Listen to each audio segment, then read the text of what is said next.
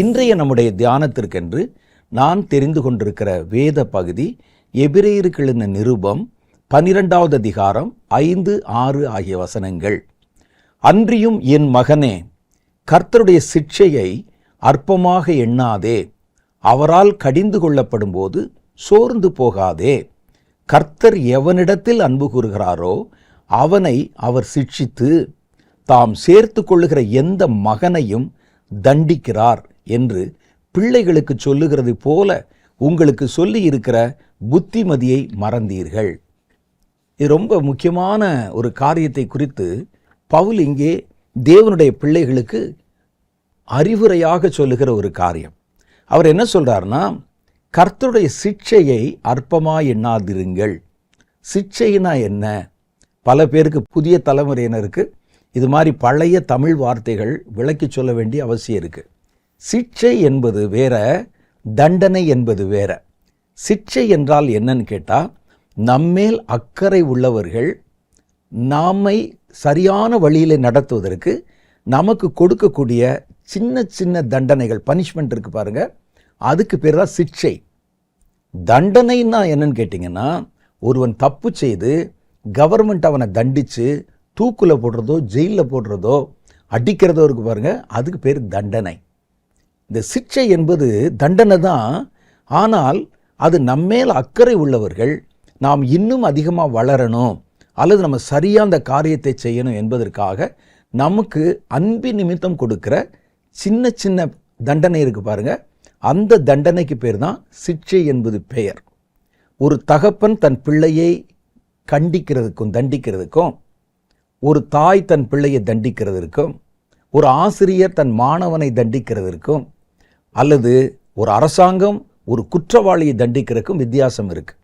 முதல்ல நான் சொன்னனே, ஒரு தாயோ தந்தையோ ஆசிரியரோ நம்முடைய சகோதரர்களோ நமக்கு வேண்டியவர்களோ நம்ம மேலே அக்கறை பாராட்டுகிறவர்களோ நமக்கு கொடுக்கக்கூடிய சின்ன தண்டனை இருக்கு பாருங்க, அது நம்ம அவமாய் போவதற்கல்ல, நம்ம சரியாக அந்த வழியிலே நடப்பதற்காக நமக்கு கொடுக்குற சின்ன பனிஷ்மெண்ட். இந்த பனிஷ்மெண்ட்டுக்கு பேர் தான் சிட்சை என்று சொல்லணும். கவர்மெண்ட் அவனை சிட்சித்ததுன்னு சொல்லக்கூடாது. ஒரு தாய் தன் மகனை சிட்சித்தாள், ஒரு தகப்பன் தன் பிள்ளையை சிட்சித்தான், ஒரு ஆசிரியர் தன் மாணவரை சிட்சித்தார் சொல்லணும். அரசாங்கம் சிட்சித்தது சொல்லக்கூடாது, தண்டித்தது. அப்போ இதில் நம்ம பார்க்கும்போது, நம்ம மேலே அக்கறை வைத்து நம்ம கொஞ்சம் வழி விலகும் போதோ, நம்ம அறியாமையிலே சில தவறுகள் செய்யும் போதோ நம்மை திருத்தி சரியாக அதை செய்ய வைக்கிற கொடுக்கப்படுற தண்டனை இருக்கு பாருங்க, அதுக்கு பேர் தான் சிட்சை அப்படின்னு சொல்லணும். வேதம் சொல்லுது, கர்த்தரும் தம்முடைய பிள்ளைகளை சிட்சிக்கிறார். தகப்பன், தாய், ஆசிரியர், நம்ம மேலே அக்கறை உள்ளவர்கள், அந்த லிஸ்டில் முதல்ல வருவது கர்த்தர். கர்த்தர் தம்முடைய பிள்ளைகளை சிட்சிக்கிறார். அது தண்டனை இல்லை. கர்த்தர் தண்டிச்சார்னா யாரும் தாங்க முடியாது. தண்டனை என்பது வேற. தண்டனைன்னா அழிஞ்சிருவாங்க அல்லது அவர்கள் அவமாகி விடுவார்கள். இது அவமாக்குவதற்கல்ல, அவர்களை வளர்ப்பிப்பதற்கு, அவர்களை இன்னும் சரியாக தங்களுடைய பாதையிலே அவர்கள் நடத்தப்படுவதற்கு, அவர்களுக்கு உதவி செய்வதற்காக கர்த்தர் கொடுக்கிறது. இப்படி கர்த்தர் தாம் நேசிக்கிற பிள்ளைகளை சிட்சிக்கும் போது அந்த சிட்சையை அற்பமாய் நினைச்சிடாதீங்க. அவரால் நீங்கள் கடிந்து கொள்ளப்படும் போது சோர்ந்து போகாதீங்க என்று அவர் சொல்லுகிறார். அப்ப கர்த்தர் சிட்சிக்கவும் செய்வார், தண்டிக்கவும் செய்வார். அப்ப இதை நம்ம எப்படி விளங்கி கொள்வது அப்படின்னா, கர்த்தர் சிட்சிக்கிறாரா தண்டிக்கிறாரா அப்படின்னா, கர்த்தர் தம்முடைய பிள்ளைகளை சிட்சிக்கிறார். தம்முடைய பிள்ளைகள் இருக்காங்க பாருங்க, நம்ம எல்லாம் பெர்ஃபெக்டாக ஓடிடுவோமா? ஏதாவது ஒரு இடத்துல ஒரு தப்பு நடந்துடும், ஊழியத்தில் ஒரு தப்பு நடந்துடும், வாழ்க்கையில் ஒரு தப்பு நடந்துடும். அப்போ கர்த்தர் ஒரு அடி போட்டு நம்மை மறுபடியும் சரியான இடத்துல கொண்டு வந்து ஓட வைக்கிறார். இந்த தண்டனைக்கு பேர் சிட்சை. இன்னொன்று இருக்குது, கர்த்தர் அதே நேரத்தில் சிட்சிக்கிறவர் மாத்திரமல்ல, அவர் நீதியுள்ள நியாயாதிபதி, தண்டிக்கிறவர். யாரை தண்டிக்கிறார்னா, பாவிகள் உலகத்தில் பாவம் செய்து தேவனுடைய காரியங்களை அவமாக்கி அப்படி இருக்கிறாங்க பாருங்க, அவர்கள் மேல் கர்த்தர் கொடுக்கிற அடிக்கு பேர் தண்டனை. அதில் அவர்கள் அவமாகி விடுவார்கள் அல்லது அழிஞ்சே போயிடுவாங்க. அந்த இடத்துல தண்டனை என்ற வார்த்தை பயன்படுத்தணும். கர்த்தர் தம்முடைய பிள்ளைகளுக்கு நடுவிலே கொடுக்கக்கூடிய தண்டனைகளுக்கு சிக்ஷை என்கிற வார்த்தையை பயன்படுத்தணும். இப்போ இதில் பாருங்களேன், ஒரே சம்பவத்தில் 2 காரியத்தை குறித்து வேதம் சொல்லுது. ஒன்று சிக்ஷை, ஒன்று கர்த்தருடைய தண்டனை. எண்ணாகம புஸ்தகம் 12வது அதிகாரம் 2 சில வசனங்கள் 1 படிச்சிடலாம். எத்தியோப்பிய தேசத்து ஸ்திரீயை மோசே விவாகம் பண்ணினபடியினால் மிரியாமும் ஆரோனும் அவன் விவாகம் பண்ணின எத்தியோப்பிய தேசத்து ஸ்திரீ நிமித்தம் அவனுக்கு விரோதமாய் பேசி, மோசே ஒரு எத்தியோப்பிய பெண்ணை கல்யாணம் பண்ணியிருந்தார். அதை மிரியாமும் ஆரோனும் அவர்கள் 2 பேரும் அவரை குறித்து அவருக்கு விரோதமாய் பேசினாங்க. மிரியாம் என்பவர் மோசேனுடைய அக்கா, மூத்த சகோதரி. அவரை உள்ள அந்த இதில் வச்சு நைல் ஆற்றங்கரையில் ஆற்றுல தண்ணியில் அனுப்பின போது ஒரு பெண் அப்படி ஓடி வந்து அந்த பிள்ளையை யார் எடுக்கிறான்னு பார்த்துட்டு தன் தாயிடத்தில் சொல்லும் பாருங்க, அதான் மிரியாம். அவங்க பார்ப்பாங்க, பிள்ளையை கொண்டாந்து இந்த ஆற்றுல விட்டுட்டோம், என்ன ஆகுதுன்னு பார்ப்பாங்க. அப்போ மூத்த சகோதரி ஆரோன், மூத்த சகோதரர், இவங்கெல்லாம் ஒரு வீட்டில் பிறந்தவங்க. அப்போ இவங்களுக்கு என்னென்னா, அவர் ஊழியக்காரர் இதெல்லாம் தாண்டி என் தம்பி, அந்த உரிமையில் அவங்க என்ன செய்கிறாங்க, அவருக்கு விரோதமாக பேசுகிறாங்க. எப்படா செய்ய போச்சு அப்படின்னு இவங்க 2 பேரும் கூடிக்கொண்டு அவருக்கு விரோதமாக பேசுகிறாங்க. என்ன கடவுள்னு சொன்னால் அவன் இன்னும் பெரிய ஆள் ஆயிடுவானா, அவனை கண்டிக்கிறதுக்கு ஆள் இல்லையா, அப்படி என்ன பேசுனா பேசிட்டாங்க. அப்போ கர்த்தர் மோசேயை கொண்டு மாத்திரம் பேசினாரோ, எங்களை கொண்டும் அவர் பேசினது இல்லையா என்றார்கள். கர்த்தர் அதை கேட்டார். அப்போ அவர் சொல்றார், கர்த்தருடைய கோபம் அவர்கள் மேல் மூண்டது, அவர் போய்விட்டார். அடுத்து 9வது வசனத்தில் வாசிக்கிறேன்.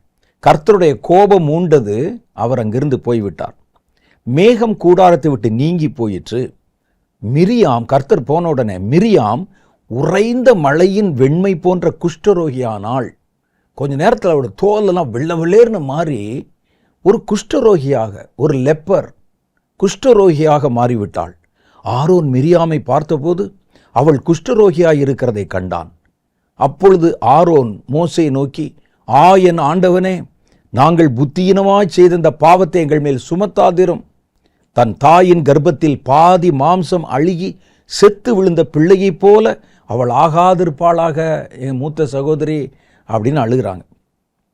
அப்பொழுது மோசே கர்த்தரை நோக்கி, என் தேவனே, அவளை குணமாக்கும் என்று கெஞ்சினான். எனக்கு எதிராகத்தான் பேசினாங்க, அதனால என் சகோதரி, ஆண்டவரே அவளை குணமாக்கும் என்று கெஞ்சினான்.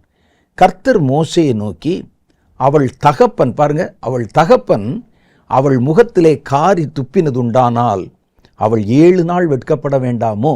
அப்போ தண்டனை இல்லை. அவள் மேலே கோவம் அவளை சீ அப்படின்னு சொல்லி காரி உமிழ்ந்தால் அவங்களுடைய பாரம்பரியத்தின்படி 7 நாள் வெளியவே வரமாட்டாங்க. 7 நாள் வெட்கப்பட வேண்டாமோ? அதுபோலவே அவள் 7 நாள் பாளையத்துக்கு புறம்பே விலக்கப்பட்டிருந்து பின்பு சேர்த்து கொள்ளப்பட கடவுள் என்றார். அப்படியே மிரியாம் 7 நாள் பாளையத்துக்கு புறம்பே விலக்கப்பட்டிருந்தாள். மிரியாம் சேர்த்து கொள்ளப்படும் மட்டும் ஜனங்கள் பிரயாணம் பண்ணாதிருந்தார்கள் 7 நாள். மோசே சொல்றாரு, அவங்க இப்போ கிளம்ப முடியாது, ஒரு குஷ்டரோகியாக மாறிட்டாங்க, அதனால 7 நாள் கர்த்தர் சொல்லி இருக்கிறார். 7 நாள் பாளையத்துக்குள்ளே உட்கார்ந்து அப்புறம் அந்த மாம்சம் சுத்தமாகி அவர்கள் சுகமாகி வெளியே வந்தாங்க. இப்போ கர்த்தர் கொடுத்த தண்டனை என்ன தெரியுமா? இனி அவனுக்கு விரோதமாக பேசாத, அவன் உன் கட்டுப்பாட்டில் இல்லை, அவனை பெற்றெடுத்த தாயின் கட்டுப்பாட்டிலும் இல்லை, அவன் என்னுடைய தீர்க்கதரிசி, ஏன் கட்டுப்பாட்டில் இருக்கிறான். நீ அவனுடைய வயதை காட்டியோ குடும்பத்தில் நான் பெரியவள் என்பதை காட்டியோ கட்டுப்படுத்தாத. என் தாசனாகிய மோசே அப்படிப்பட்டவன் அல்ல, என் வீட்டில் எங்கும் உண்மையுள்ளவன், அவன் ஏன் கட்டுப்பாட்டில் இருக்கிறான் என்பதை புரிய வைத்தார். அந்த அம்மாவளை கொல்லலை, நிரந்தர குஷ்டரோகியாகவும் மாற்றலை. அது சிட்சை. சிட்சை என்பது தேவனுடைய கோபத்தினால் வருகிற தண்டனை. தேவ பிள்ளைகளுக்கு கொடுக்கப்படும், கொஞ்ச நாள் இருக்கும், அப்புறம் போயிடும். அது அதற்கு பேர் தான் சிட்சைன்னு சொல்லணும். இன்னொரு இடத்துல பாருங்க, கோராகு தாத்தான், இந்த கூட்டத்தில் 2 பேர், ஒருத்தன் பேர் கோராகு, ஒருத்தன் பேர் தாத்தான். இந்த 2 பேரும் வரும்போதே, நடந்து வரும்போதே ஜனங்கள் நடுவிலே மோசையை குறித்த துர்ச்செய்தியை பரவ வச்சுக்கிட்டே இருப்பாங்க. பாருங்க, குடிக்க தண்ணி இல்லை, மோசையை பார்த்தீங்களா, நம்மை கொண்டு இப்படி சேர்த்துட்டான். சில இடத்துல பார்த்தீங்கன்னா நல்ல ஆட்சி நடந்து கொண்டு இருக்கும், இந்த எதிர்க்கட்சி தலைவர்கள் எதையாவது சொல்லிக்கிட்டே இருப்பான். அதே மாதிரி இவர்கள் என்ன செய்கிறார்கள் பாருங்கள். பார்த்தீங்களா, நம்ம போகிற பாதையில் பாம்பு படுத்திருக்கு. எந்த பாதையில் கூட்டு வர்றாரு பாருங்க. இப்போ பாருங்கள், குடிக்க தண்ணி இல்லை, வாருங்கள் நாம் எல்லாம் சேர்ந்து மோசேக்கு எதிராக சண்டை போட்டு அவன் மேலே கல்லெறிவோம். கல்லெறிஞ்சிட்டிங்கன்னா அடுத்து எப்படி எங்கே நடப்பீங்க நீங்கள்? யோசிக்கல. தூண்டி விடுறது பொறாமை. கோராகு தாத்தான் ஜனங்களை கரெக்ட் பண்ணிக்கிட்டே இருந்தாங்க உள்ள. அவர்கள் மோசேக்கு எதிராக பேசினாங்க. நீ என்ன உன்னை கடவுள் ஸ்தானத்தில் உயர்த்தி கொள்ளுகிறாய்? நீ என்ன சொன்னாலும் நாங்கள் கேட்கணும்னு நீ சொல்கிற. கேட்டால் கடவுள் சொன்னார் கடவுள் சொன்னார்னு சொல்லி எங்களுக்கெல்லாம் அதில் விருப்பம் இல்லையப்பா சொல்லி கலகம் பண்ணிக்கிட்டே இருக்கிறாங்க. எண்ணாகமம் புஸ்தகம் 16வது அதிகாரம் 13, 14, 19, 32, 33 இதெல்லாம் தொகுத்து நான் சொல்கிறேன். 16வது அதிகாரத்தில் முழு சம்பவம் இருக்குது, படித்து பாருங்கள். இந்த வனாந்திரத்தில் எங்களை கொன்று போடும்படி பாலும் தேனும் ஓடுகிற தேசத்தில் இருந்து எங்களை கொண்டு வந்தது அற்ப காரியமோ? பாருங்க என்ன சொல்கிறேன் பார்த்தீங்களா? இந்த வனாந்திரத்தில் நாங்கள் சாகும்படி பாலும் தேனும் ஓடுகிற தேசத்திலேருந்து என்னை கொண்டு வந்தது. எதை சொல்கிறாரு? எகிப்து தேசம் இவனுக்கு பாலும் தேனும் ஓடுகிற தேசமா. அங்கே நீங்கள் பாலுக்கும் தேனுக்கும் பழைய கஞ்சிக்கும் கூட கஷ்டப்பட்டு அடிமையாக வேலை செஞ்சுட்டீங்களே, அதை மறந்துட்டான். கர்த்தர் கானானை பாலும் தேனும் ஓடுகிறேன்னு சொன்னால் இவன் எகிப்தை பாலும் தேனும் ஓடுகிறது என்று சொல்லுகிறான். பாலும் தேனும் ஓடுகிற இடத்துல இருந்து, எகிப்திலிருந்து எங்களை அந்த காட்டுக்குள்ளே கொண்டு வந்தது சாதாரண விஷயமா? எங்களை, எங்கள் குடும்பத்தை, ஆடு மாடுகளை எல்லாத்தையும் நாங்கள் பெயர்த்து கொண்டு இவ்வளோ பேர் வந்திருக்கிறோமே, எங்கள் மேல் நீ துரைத்தனம் பண்ண பார்க்கிறாயோ? எங்கள் மேலே நீ ஒரு பெரிய ராஜா மாதிரி உன்னை ஸ்தாபித்துக்கொள்ள பார்க்கிறாயோ? மேலும் நீ எங்களை பாலும் தேனும் ஓடுகிற தேசத்துக்கு கொண்டு வந்ததும் இல்லை, எங்களுக்கு வயல்களையும் திராட்சை தோட்டங்களையும் சுதந்திரமாய் கொடுத்ததும் இல்லை. இந்த மனிதருடைய கண்களை பிடுங்க பார்க்கிறாயோ? நாங்கள் வருகிறதில்லை என்றார்கள். அவர் சொன்னாங்க, எல்லாம் அந்த மனிதர்களுக்கு பேசுகிற மாதிரி பேசுகிறான். இவர்களை நீ அழைத்து கொண்டு வந்து பாலும் தேனும் ஓடுகிற தேசத்துக்கு கூட்டு போனேன்னு சொன்ன, ஆனால் இன்னும் அந்த தேசத்தை கண்ணிலே காட்டலை. எங்களுக்கு வயல்களையும் திராட்சை தோட்டங்களையும் சுதந்திரமாய் நீ கொடுத்ததும் இல்லை. தினம் பிரயாணம் பண்ணுங்கன்னு சொல்கிற. இத்தனை ஜனங்களுடைய கண்களை நீ பிடுங்க பார்க்குறியா? அப்போ ஜனங்களுக்கு பேசுகிற மாதிரி காட்டுறான் தன்னை. உடனே ஜனங்களும் நமக்காக எவ்வளோ பேசுகிறான்னு சொல்லி அவங்களோட சேர்ந்து கத்துறாங்க. நாங்கள்லாம் வரமாட்டோம்யா, போகிறதா இருந்தால் நீ, ஆரோன், மிரியாம், உன் குடும்பத்தார் மாத்திரம் போங்க. அவர்களுக்கு விரோதமாக கோராகு சபையெல்லாம் ஆசரிப்பு கூடார வாசலுக்கு முன்பாக கூடி வரும்படி செய்தான். இது 19வது வசனத்தில் வருது. அவர்களுக்கு விரோதமா, யாருக்கு? மோசேக்கும் ஆரோனுக்கும் தேவனுடைய ஜனங்களுக்கும் விரோதமா சபையெல்லாம் திரட்டிட்டான். எல்லாரும் சொன்னாங்க, ஆமாம் நீ சொல்றது உண்மைதானையா, என்ன எப்போ பார்த்தாலும் இப்படி நடந்து கொண்டே இருக்கிறோம், இன்றைக்கி இதுக்கு ஒரு முடிவு கட்டி ஆகணும், நமக்கு ஒரு தலைவன் எழும்பி விட்டான், கோராகு தாத்தான் அப்படின்னு சபையார் எல்லாரையும் ஆசரிப்பு கூடார வாசலுக்கு முன்பாக கூடி வரும்படி செய்தான். அப்பொழுது கர்த்தருடைய மகிமை சபைக்கெல்லாம் காணப்பட்டது. அடுத்து தேவன் அவர்கள் மேல் தம்முடைய தண்டனை அனுப்பினார். பூமி தன் வாயை திறந்து அவர்களையும், யாரு? கோராகு தாத்தான், அவர்களுடைய வீடுகளையும், கோராகுக்குரிய எல்லா மனிதரையும், அவர்களுக்கு உண்டான சகல பொருள்களையும் பூமி விழுங்கி போட்டது. அப்படியே பூமி ரெண்டாக திறந்து, ஒரு பெரிய எர்த்குவாக் மாதிரி திறந்து, கரெக்டாக கோராகு முன்னால் தான் மோசே அந்த குரூப் நிற்கிறாங்க. நடுவில், ரெண்டுக்கு நடுவில் ஒரு பிளவு உண்டாகி கோராகு தாத்தான் அவருடைய வீடுகள், அவங்க வச்சுருந்த வீடுகள்னு சொன்னால் அவருடைய அந்த டென்ட் வச்சுருப்பாங்களே, கூடாரங்கள், அவர்களை சேர்ந்த மனிதர்கள், அவர்களுக்கு உண்டான சகல பொருள்கள் எல்லாவற்றையும் பூமி விழுங்கி போட்டது. அவர்கள் தங்களுக்கு உண்டானவை எல்லாவற்றோடும் உயிரோടെ கூட பாதாளத்தில் இறங்கினார்கள். பூமி அவர்களை மூடிக்கொண்டது. இப்படி சபையின் நடுவிலிருந்து அவர்கள் அழிந்து போனார்கள். இதுக்கு பேர் தண்டனை, அதுக்கு பேர் சிக்ஷை. சொல்றார் பாருங்க, தகப்பன் தன் பிள்ளை அடிக்கிறது இல்லையா, அது மாதிரி நான் மிரியாமை அடித்தேன், 7 நாள் தண்டனை, அப்புறம் சரியா போச்சு. ஆனால் இவர்கள் தேவனுக்கு எதிராய் புறப்பட்டு வந்தாங்களே, இதற்கு பேர் சிக்ஷை இல்லை, தண்டனை. அழிச்சே போட்டுட்டார் அவங்கள. அப்போ இது ரெண்டுக்கும் இடையில உண்டான வித்தியாசம். கர்த்தர் தாம் நேசிக்கிற பிள்ளைகளையே சிக்ஷிக்கிறார். நான் கர்த்தருடைய பார்வையில் இருக்கிறேன், கர்த்தருடைய கட்டுப்பாட்டில் இருக்கிறேன், என்னை கர்த்தர் நேசிச்சா தான் எனக்கு சிட்சையை தருகிறார். ஏன் எனக்கு மாத்திரம் எப்படி வருது? நான் ஊழியம் தானே செய்கிறேன், நான் ஜெபந்தானே பண்ணுறேன், நான் கர்த்தருக்காகத்தானே பாடுபடுறேன் அப்படின்னு சொன்னால், எந்த மனுஷனும் குறை உள்ளவன். நம்முடைய குறை அந்தந்த நேரங்களில் வெளிப்படும் போது கர்த்தருடைய பார்வையில் நீங்கள் இருக்கிறீங்க, கர்த்தர் உங்களை நேசிக்கிறார்னா முதுகில் ஒன்று வச்சுருவார். தனக்கு அடாத தேவையில்லாத பக்கத்து வீட்டு பிள்ளைகளெல்லாம் போய் அடிப்பானா? யாராவது ரோட்டில் போகிற பிள்ளைகளை கூட்டி அடிப்பானா? இல்லை. தன் பிள்ளை இது இன்னும் பரிபூர்ணம் அடையணும், இன்னும் காரியங்களை விளங்கி கொள்ளணும். ஆனால் இது சின்ன சின்ன மதியினம், பிள்ளையினுடைய இருதயத்தில் மதியினம் ஒட்டி இருக்கும். அதை அந்த பிரம்பு அதை நீக்கி போடும் என்று நீதிமொழியின் புஸ்தகம் சொல்லுது. கர்த்தர் ஒரு சின்ன சிட்சையை கொடுக்கிறார். வேதம் சொல்லுது பாருங்க, சிட்சையை கர்த்தர் யாரை அதிக நேசிக்கிறாரோ அவங்களுக்கு தான் இப்படிப்பட்ட சின்ன சின்ன தண்டனைகள் கிடைக்கிறது. அவர்களை இன்னும் பரிசுத்தமாக்குவதற்கு, இன்னும் அவர்களை விழிப்புள்ளவர்களாக மாற்றுவதற்கு, அவர்களை உருவாக்குவதற்கு நீதிமொழிகளின் புஸ்தகம் 3வது அதிகாரம் 12வது வசனம் இதைத்தான் சொல்லுகிறது. கர்த்தர் யாரை அதிகம் சிநேகிக்கிறாரோ அவர்களை சிட்சிக்கிறார் என்று வேதத்தில் எழுதியிருக்கு. சிட்சையில் நம்ம என்ன செய்யணும் என்பது கூட அதில் போட்டிருக்கு பாருங்களேன். பாருங்கள், நீதிமொழி 3:12 வாசிக்கிறேன். தகப்பன் தான் நேசிக்கிற புத்திரரை சிட்சிக்கிறது போல கர்த்தரும் எவனிடத்தில் அன்பு கூறுகிறாரோ அவனை சிட்சிக்கிறார். அவன் நல்லா வரணும் என்பதற்கு தான். முதல்ல சிட்சை நமக்கு பார்த்த உடனே நமக்கு கோபத்தை கொண்டு வரும், எரிச்சலை கொண்டு வரும். என் ஆசிரியர்கள் எங்களை தண்டித்த போது, அப்போல்லாம் பார்த்தீங்கன்னா இப்போ இருக்க ஸ்கூல் மாதிரி கிடையாது.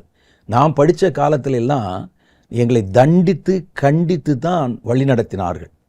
நாங்கள் பெற்றோரிடத்தில் இருக்கிற நேரத்தை விட ஆசிரியர்கள் இடத்துல நம்ம அதிக நேரம் இருப்போம். அவர்கள் தான் நம்முடைய அந்த கேரக்டரை உருவாக்குறதுல அவருடைய பங்கு, நல்ல ஒரு பலன் கொடுக்கக்கூடிய ஒரு பங்கு. எனக்கு வாய்த்த ஆசிரியர்கள், நான் முதல் வகுப்பிலிருந்து கல்லூரியில் படிக்கிற வரைக்கும் வாய்த்த ஆசிரியர்கள் எல்லாமே எங்கள் மேல் அக்கறை உள்ள, அன்புள்ள, கடிந்து கொள்ளுகிற, எங்களை உருவாக்குன ஆசிரியர்கள். நான் ஒரு வகுப்பில் கூட தவறான ஆசிரியர் இடத்துல நான் கல்வி கற்றதில்லை. ஆனால் இப்போ வேறு மாதிரி செய்திகள்லாம் கேள்விப்படுகிறோம். அப்போ அவர்கள் சிட்சித்த போது அந்த நேரத்தில் கோபமாக இருக்கும், அடிச்சிட்டாரே, கையை நீட்டு அடிச்சிட்டாரே என்று. ஆனால் இப்போ யோசித்து பார்த்தா அவைகள் தான் இன்றைக்கு நம்மை ஒரு மனிதனாக உருவாக்கி இருக்கிறது. அப்போ சிட்சை எதுவும் அந்த காலத்தில் பார்க்கும்போது நமக்கு ஒரு மாதிரி கோபத்தையும் எரிச்சலையும் கொடுக்கும். பின்னால் நிதானமாக யோசித்து பார்த்தால்தான் அது நம்ம எந்த அளவில் உருவாக்கி இருக்கிறது என்பதை விளங்கி கொள்ள முடியும். இங்கே சொல்லுது பாருங்க, தகப்பன் தான் நேசிக்கிற புத்திரரை சிட்சிக்கிறது போல கர்த்தரும் எவனிடத்தில் அன்பு கூறுகிறாரோ அவனை சிட்சிக்கிறார். பார்த்தீங்களா? அப்போ நமக்கு என்ன தெரியணும்? என்னை கர்த்தர் அடிக்கிறாருன்னு தெரிஞ்சா என் மேலே அன்பு வச்சிருக்கிறாரு, நான் ரோட்டில் போகிறவன் கிடையாது, அவருடைய கட்டுப்பாட்டில் இருக்கிறேன் என்பதை நீங்கள் விளங்கி கொண்டு துதிக்கிறதுக்காக. எபிரேயர்கள் இந்த நிருபம் 12வது அதிகாரம் 6-7 இதே தான் சொல்லுகிறது. கர்த்தர் எவனிடத்தில் அன்பு கூறுகிறாரோ அவனை அவர் சிட்சித்து தாம் சேர்த்து கொள்ளுகிற எந்த மகனையும் தண்டிக்கிறார் என்று பிள்ளைகளுக்கு சொல்லுகிறதை போல உங்களுக்கு சொல்லி இருக்கிற புத்தியை மறவாதீர்கள். நீங்கள் சிட்சையை சகிக்கிறவர்களாய் இருந்தால் தேவன் உங்களை புத்திரராக எண்ணி நடத்துகிறார் அப்படின்னு தெரிஞ்சுக்கங்க. நீங்கள் சிட்சையை சகிக்கிறவர்களாக இருந்தால் தேவன் உங்களை புத்திரராக எண்ணி நடத்துகிறார். தகப்பன் சிட்சிக்காத புத்திரன் உண்டோ? ஒரு தகப்பன் கண்டிக்காத, தண்டிக்காத, அடிக்காத பிள்ளை இருக்கிறானா அப்படின்னு கேட்குறாங்க. எதற்காக அவர் சிட்சிக்கிறார்? சும்மா வரும்போது இங்கே வாடா, காலையில் உன்னை அடிச்சனா? இல்லை. வா, அப்படியா சிட்சிக்கிறார்? இல்லை. அதுக்கு ஒரு காரணம் இருக்கிறது. எதற்காக சிட்சிக்கிறார்? நீங்கள் தான் ரொம்ப முக்கியமாக கவனிக்கணும். ஒன்று, பரிசுத்தத்துக்கு நாம் பங்குள்ளவர்களாகும்படி. மனிதர்கள் பிறந்த போதே பாவத்தில் பிறந்தோம். பரிசுத்தத்துக்கும் நமக்கு ரொம்ப தூரம். மனிதன் இயற்கையாகவே பரிசுத்தமானவன் அல்ல. அவன் ஆதியிலே படைக்கப்பட்ட போது பரிசுத்தமாக இருந்தான். அப்புறம் மனிதன் பாவத்தில் விழுந்த பிறகு அவனுடைய சந்ததி முழுசுமே பாவத்தில் தான் பிறக்குது. அப்போ இயற்கையிலேயே என் தாய் என்னை பாவத்தில் கர்ப்பந்தரித்தாள் என்று சங்கீதத்தில் சொல்கிற மாதிரி நம்ம பாவியாகத்தான் பிறக்கிறோம். அப்போ அந்த பரிசுத்தத்தில் பங்கு பெறுவது என்றால் பரிசுத்தம் சுலபமாய் நம்முடைய வாழ்க்கையிலே வந்து விடாது. அதுக்கு ரொம்ப கஷ்டப்பட வேண்டி இருக்குது. ஏன்னா நம்ம இயற்கையான பரிசுத்தம் என்பது இயற்கையான குணம்னா ஈஸியாக வந்துடும். இதை நம்ம உருவாக்கணும். நம்ம பிறந்ததே பாவி தானே, பாவிகளுக்கு நடுவில் வாழ்கிறவர்கள் தானே, நம்ம சுற்றிலும் பாவம் தானே, நம்முடைய மாம்சத்திலே பாவம் தானே. அப்போ நம்ம என்ன செய்யணும்? அப்போ நமக்கு அடுத்த லெவலுக்கு போகிறதுக்கு முடியல. அதை நம்ம உருவாக்கணும். வேதம் சொல்லுது, நீங்கள் பாவத்துக்கு பங்குள்ளவர்களாக பிறந்தீர்கள், பரிசுத்தத்துக்கு பங்குள்ளவர்களாக மாறணும்னா கர்த்தர் உங்களை ஒவ்வொரு விஷயத்திலையும் பரிசுத்தத்தை தாண்டி நீங்கள் நடக்கும் போதெல்லாம் உங்களை தண்டிக்கணும். பரிசுத்தத்தில் இருக்கிறோன்னு சொல்லிட்டு அப்படி வழி விலகும் போது உடனே ஒரு சிக்ஷை. அப்படி அடித்து ஒரு குதிரையில் நீங்கள் போனீங்கன்னா குதிரை அடித்து நடத்துகிற மாதிரி, ஆடுகளை மந்தைகளை மேய்க்கும் போது வலது பக்கம் இடது பக்கம் அடிகளை கொடுத்து அப்படியே அதை நடத்துகிற மாதிரி, அப்படியே வழி விலகாதபடிக்கு நடத்த கர்த்தர் நம்மை சிட்சிக்கிறார். அவருடைய முடிவு என்ன தெரியுமா? பரிசுத்தமாகுதல். வேதம் சொல்லுது பாருங்க, எபிரேயருக்கு நிருபம் 12வது அதிகாரம் 10வது வசனத்தில் சொல்றார், அவர்கள் தங்களுக்கு நலம் என்று தோன்றினதன்படி கொஞ்ச காலம் சிட்சித்தார்கள். யாரு? நம்முடைய பெற்றோர். அவங்களுக்கு இது நல்லதுன்னு தெரிஞ்ச விஷயத்துல நம்மை தண்டித்தார்கள், சிட்சித்தார்கள்.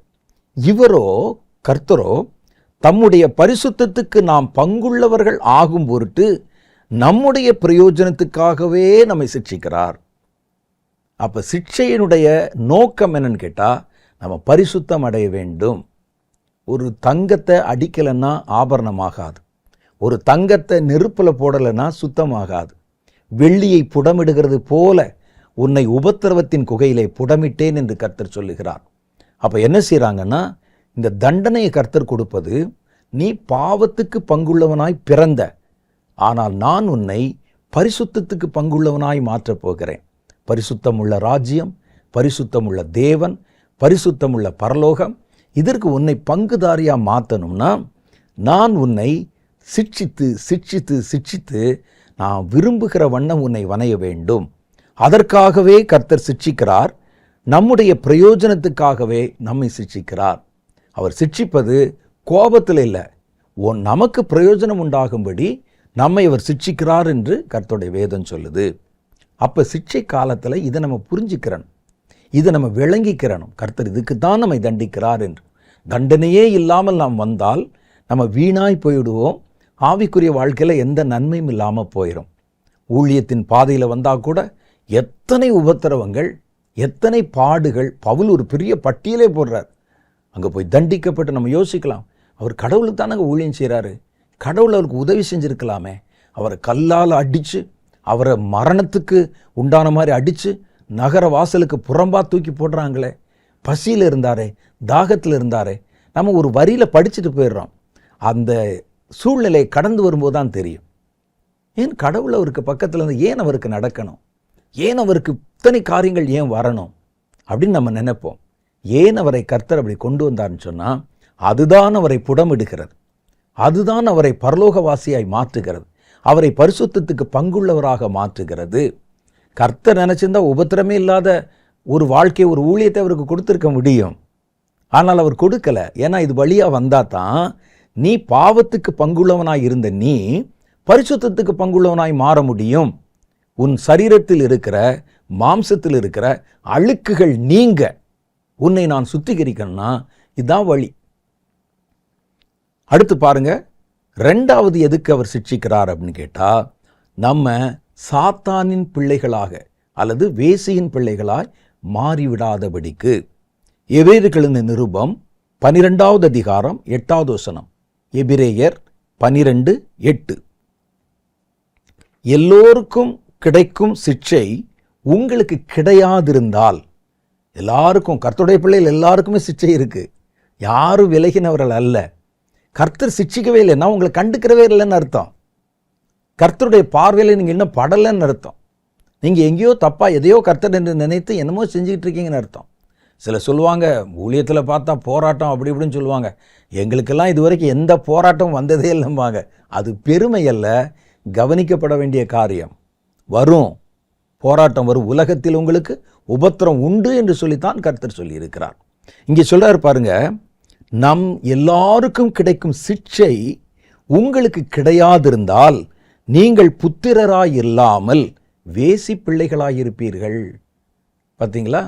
வேசி பிள்ளை என்பது சாத்தான் என்று வைத்துக்கொள்ளலாம். சாத்தானுடைய பிள்ளையா மாறிடுவீங்க நீங்க. அப்ப நீங்க கர்த்தர் நமக்கு கொடுத்த புத்திரராய் இல்லாமல் அப்படின்னு என்ன அர்த்தம்? புத்திர ஸ்வீகாரத்திலே நீங்கள் நிலைக்க வேண்டுமானால் இந்த சிட்சைகள் உங்களுக்கு அவசியம். கர்த்தர் என்னை தன்னுடைய புத்திரராய் ஸ்வீகரித்து கொண்டார். அவர் எனக்கு அடிமைத்தனத்தின் ஆவியை தராமல் அப்பா பிதாவே என்று அழைக்கூடிய புத்திர ஸ்வீகாரத்தின் ஆவியை கொடுத்தார். அவர் மேல் விசுவாசம் உள்ளவர்களாகி அவரை ஏற்றுக்கொண்டவர்கள் எத்தனை பேரோ அத்தனை பேரும் அவருடைய பிள்ளைகளாய் மாறும்படி அதிகாரம் கொடுத்தார். என்னை கர்த்தர் பிள்ளைன்னு ஏற்றுக்கொண்டார். இப்ப தண்டிக்கிறார்னா நான் அவருடைய பிள்ளை என்ற உரிமையில தான் என்னை தண்டிக்கிறார். என்னை சிட்சிக்கிறார் என்றால் அந்த உரிமையில தான் என்னை சிட்சிக்கிறார். அந்த உரிமை நமக்கு கிடைப்பது பெரிய பாக்கியம் நினைக்கணும். என்னை ஊழியத்தில் நடத்தின ஒரு தேவ மனிதர், அவர் ரொம்ப ஸ்ட்ரிக்டானவர். கிறிஸ்தவர்கள் மாத்திரம் இல்லை, வெளியே யார் தப்பு செய்கிற பார்த்தாலும் உடனே போய் சண்டைக்கு போயிடுவார். அவரை திட்ட ஆரம்பிச்சிடுவார், அடிச்சிடுவார். சில நேரத்தில் அவருக்கு இந்த சிகரெட்டு பிடிச்சிட்டு யாராவது வந்தால், அவருக்கு முன்னால் வந்தால் அடிச்சிடுவார். ஐயா ஜெபம் பண்ணுங்க ஐயான்னு சொல்லி வர்றான், சிகரெட் வாசனை வந்துச்சுன்னா அடிச்சிடுவார். அவ்வளோ ரொம்ப டெரரான ஒரு தேவனுடைய மனிதன், ஊழியக்காரர், பக்தி வைராக்கியம் பாராட்டினவர், ஒரு கர்த்தருடைய தீர்க்கதரிசி. அவர்கிட்ட நான் கிட்டத்தட்ட 2.5 வருஷம் ஊழியத்தில் இருந்தேன். அவரை பக்கத்துலேருந்து பார்த்துருக்கிறேன். அவருடைய நடைமுறைகள், அவருடைய ஜெப வாழ்க்கையெல்லாம் பார்த்துருக்கேன். நடந்த ஒரு சம்பவம், ஒரு சகோதரன், எனக்கு வேண்டிய ஒரு சகோதரன், அவர் தான் இருக்கிற அந்த நகரத்தின் பகுதியில் இந்த தேவ மனிதரை வைத்து ஒரு கூட்டம் நடத்தணும் அப்படின்னு ஏற்பாடு செய்தார். அதற்கு அவர்கள் அந்த கூட்டம் நடத்துவதற்கு நிறைய ஜனங்கள் வருவாங்க. அதற்கு ஒரு மைதானம் இல்லாமல் இருந்தது. அந்த ஊரில் இருந்த ஒரு முக்கியமான ஒரு ஆள், ஒரு பெரிய எம்எல்ஏ ஸ்தானத்தில் இருந்த ஒருவர், ஒரு அரசியல்வாதி. அவர் சரியான மொட்டா குடிகாரன். அந்த மாதிரி அவருடைய கையில் ஒரு கிரவுண்டு இருக்குது, ஒரு லேண்டு. இவங்க போய் ரொம்ப ஒரு மாதிரியான ஆள். அவர் கட்ட பஞ்சாயத்து பண்ணுவார், பல காரியங்கள் சொல்லலாம். இப்படிப்பட்ட ஒரு ஆள் எப்பவும் குடிச்சிட்டு கண்ணெல்லாம் சிவப்பாக இருக்கும். அவரிடத்துல போய் இந்த நண்பர் கேட்டார், இந்த மாதிரி ஒரு தேவ ஊழியக்காரர் வர்றாரு, நாங்கள் ஒரு கிறிஸ்தவ கூட்டம் நடத்தணும் அப்படின்னு நினைக்கிறோம், உங்கள் இடத்த ஒரு 3 நாளைக்கு கொடுத்தீங்கன்னா நல்லது அப்படின்னு. அவர் என்ன நினைச்சாரோ தெரியல, அந்த இடம் அப்படியே முள்ளு மண்டி போய் கிடக்கு. ஒரு 3 நாள் கூட்டம் நடத்தினா அந்த இடத்த சுத்தப்படுத்தி கொடுப்பாங்கன்னு சொல்லி சரி எடுத்துக்கங்கன்னு சொல்லிட்டார். இவர்கள் அதை எடுத்து அந்த இடத்தெல்லாம் சுத்தப்படுத்தி முதல் நாள் நடக்குது. இவர் பேசின செய்தி, அங்கே பல பேருடைய பிசாசின் கட்டுகள் அறுக்கப்படுவது, இதெல்லாம் பார்த்தாங்க. இந்த இடத்தை கொடுத்தவர், அந்த அரசியல் பின்னணியில் உள்ளவர், ரொம்ப ஒரு ரவுடித்தனமான ஆள். அவர் கேள்விப்பட்டார். இந்த பாஸ்டரை அழைத்து, இந்த ஊழியக்காரரை அழைத்து அவர் சொன்னார், நாளைக்கு சாயந்தர கூட்டத்துக்கு நானும் வர்றேன், என்னை நீங்கள் அந்த ஐயாட்ட கூட்டிகிட்டு போய் மேடையில் எனக்கு ஜெபம் பண்ண சொல்லணும், என்னுடைய அரசியல் வாழ்க்கை நல்லா வரணும், நான் ஆசீர்வாதமாக இருக்கணும், ஜெபம் பண்ண சொல்லணும் அப்படின்னு சொன்னார். அவர் சொன்னார், ஐயா யாராவது குடிச்சிட்டு வந்தாங்கன்னா அவருக்கு பிடிக்காது, நீங்கள் தண்ணி கிண்ணி குடிக்காமல், அதெல்லாம் நான் பார்த்துக்கிறேன், ஒரு கோயிலுக்கு வந்தால் எப்படி வரணும் எனக்கு தெரியாதான்னு சொன்னார். அவர் சொல்லிவிட்டு அன்னைக்கு நாள் கூட்டம், 2வது நாள் கூட்டம், 2ஆம் நாள் கூட்டத்தில் இவர் பேச போகிறதுக்கு முன்னால் இந்த போதகர் இந்த ஊழியக்காரஇடத்தில் சொல்கிறார், நமக்கு இந்த நிலம் கொடுத்தவர் இந்த ஊரில் ஒரு பெரிய புள்ளி, அரசியல் பின்னணி உள்ளவர், கொஞ்சம் முரட்டுத்தனமான ஆள், உங்ககிட்ட ஆசீர்வாதம் வாங்கணும்னு சொல்லி ஒரு 2 நிமிஷம் அவருக்கு ஜெபம் பண்ணும் கேட்குறார், வர சொல்லுன்னு சொல்லிட்டார். இவர் மேடையில் ஏறி வர்றாரு. இந்த பாஸ்டர் அதை கவனிச்சிட்டார், இந்த ஊழியக்காரர் கவனிச்சிட்டார். அவர் குடிச்சிருக்கிறார், ஸ்மோக் பண்ணிட்டு வந்திருக்கிறார். நேராக இந்த பெரிய ஊழியரிடத்துல அப்படியே தன்னுடைய தலையை தாழ்த்தி எனக்கு ஜெபம் பண்ணுங்கன்னு சொன்னார். இப்போ ஜனங்கள் கூட்டம், இவர் ஓங்கி அடிச்சிட்டார் அவனை. இது நடந்த சம்பவம். ஓங்கி அடித்த உடனே மேடையில் கீழே விழுந்துட்டார் அந்த ஆள். அவ்வளோதான், இந்த கூட்டத்தை நடத்தினவருக்கு சப்த நாடியும் ஒடுங்கி விட்டது. தொலைஞ்சோம், இனிமேல் இந்த ஊரில் நம்ம ஊழியம் செய்ய முடியாது. எவ்வளோ பெரிய ஆளை ஜனங்களுக்கு முன்னால் அடிச்சிட்டாரே, என்ன நடக்க போகுதுன்னு தெரியலையே அப்படின்னு நினச்ச போது இந்த கீழே விழுந்த அந்த மனிதன் அப்படி அவருடைய காலை பிடித்து கொண்டான். காலை பிடிச்சிட்டு அழுகிறார் அந்த ஆள், அடி வாங்கி கீழே விழுந்தாள். அழுதுட்டு, ஐயா என் தாய் என் தகப்பன் என்னை இந்த மாதிரி நான் பாவம் செய்யும்போது அடிச்சிருந்தா நான் இந்த நிலைமையில் இப்படி ஒரு பாவியாக நின்றுருக்க மாட்டேன்னு அழுதார். எவ்வளோ பெரிய ஆச்சரியமான காரியம் பாருங்கள். இவர் எல்லாருக்கும் சப்த நாடி ஒடுங்கி விட்டார். அப்புறம் பிள்ளை மாதிரி உட்கார்ந்து அடுத்த நாள் கூட்டத்திலையும் உட்கார்ந்து தன்னை ஆண்டவருக்கு ஒப்பு கொடுத்து, இதெல்லாம் நடந்த ஒரு சம்பவம். பல வருடங்களுக்கு முன்னால் நான் கேள்விப்பட்ட போது ஆச்சரியமடைந்தேன். அந்த ஊழியக்காரர் எனக்கு பர்சனலாக நல்லா தெரியும், அந்த கூட்டம் நடத்தினவரை. அவரே சொன்ன காரியம், புகைப்படமெல்லாம் எடுத்து வச்சுருந்தார். அப்போ இதில் பாருங்கள், என்னை சிட்சியாதிருந்தால், என் தாய் என்னை சிட்சிக்கலை, என் தகப்பன் என்னை சிட்சிக்கலை, அதனால தான் நான் இவ்வளோ கேவலமான பிறவியாக மாறி இருக்கிறேன். கர்த்தருடைய வேதம் சொல்லுது, அந்த சிட்சை நமக்கு கிடைக்காமல் இருந்தால், நம்மை கண்டிப்பதற்கும் தண்டிப்பதற்கும் வழிநடத்துவதற்கும் ஒரு ஆள் இல்லாமல் இருந்தால், நான் புத்திரராய் இருக்க மாட்டேன், வேசி கள்ளனாய் மாறி இருப்பேன், ஒரு சாத்தானுடைய பிள்ளையா போயிருப்பேன்.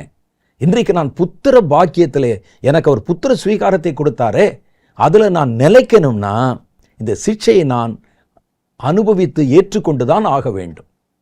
தகப்பன் தன் பிள்ளையை அவன் வழி மாறிடக்கூடாது, தன் சாயலிலே நிலைத்திருக்கணும், நான் அவனுக்கு கொடுத்த புத்திர ஸ்வீகாரத்தில் நிலைக்கணும் என்பதற்காகத்தான் நம்மை சிட்சிக்கிறார். ஒரு சரீரத்தில் பலவீனமாக இருக்கலாம், ஒரு வியாதியாக இருக்கலாம், ஒரு நஷ்டமாக இருக்கலாம், ஒரு அவமானமாக இருக்கலாம், ஒரு நிந்தையாக இருக்கலாம். சிட்சையின் பாதை தேவன் நேசிக்கிற பிள்ளைகளின் வாழ்க்கையில் கட்டாயம் வந்துதான் ஆகும். அதை வேதம் நமக்கு சொல்லுகிறது. மூணாவது காரியம்தான் ரொம்ப முக்கியமானது. நியாய தீர்ப்புக்கு தப்பித்து கொள்ளும்படி கர்த்தர் இந்த பூமியிலே நம்மை சிட்சிக்கிறார். 1 கொரிந்தியரின் புஸ்தகம் 11வது அதிகாரம் 31, 32 ஆகிய வசனங்கள். நம்மை நாமே நிதானித்து அறிந்தால் நம்ம நியாயம் தீர்க்கப்படும். நாம் நியாயம் தீர்க்கப்படும் போது உலகத்தோடே ஆக்கினைக்குள்ளாக தீர்க்கப்படாதபடி கர்த்தரால் சிட்சிக்கப்படுகிறோம். நான் செய்கிற சின்ன சின்ன தப்புக்கு கர்த்தர் இங்கே என்னை தண்டிச்சிட்டான்னு வச்சுங்களேன், கணக்கு டேலி ஆயிடுது. அப்போ நியாய தீர்ப்பில் வரும்போது, அன்னைக்கு இந்த மாதிரி ஒரு தவறு செய்தியை நீ கர்த்தர் தண்டிச்சிட்டார், முடிஞ்சது கதை.